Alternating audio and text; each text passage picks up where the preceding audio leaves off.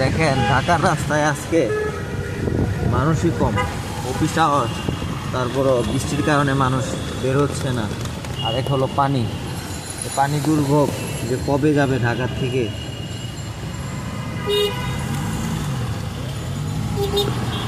হঠাৎ করে আমাদের সামনে দিয়ে দিল ট্রেনের সিগন্যাল, ছোট্ট পুলিশ সিগন্যাল, ট্রাফিক আইন মেনে চলুন, কিন্তু ট্রাফিক বাতি এখনো ঘুমিয়ে আছে, এখনো জাগরণিত হয়নি। জাগরণিত এটারে আর যেটা জাগরণিত হয়নি।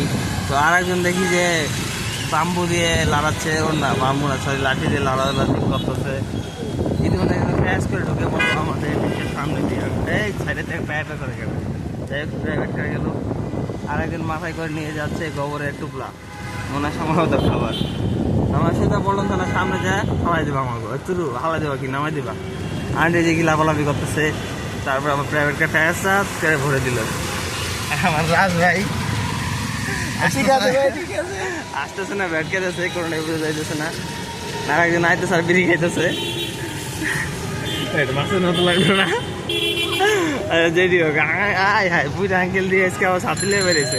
এ ভাই রোড নিজের না, বামে চাপা রেখে দাও মামা, বামে চাপা ধপাস করে। রাজু এখনই নেমে যাবে, কিন্তু সারা রাস্তা ভিজে ভিজে আসছে। ভালো থাকবেন, আল্লাহ হাফেজ, গুড নাইট।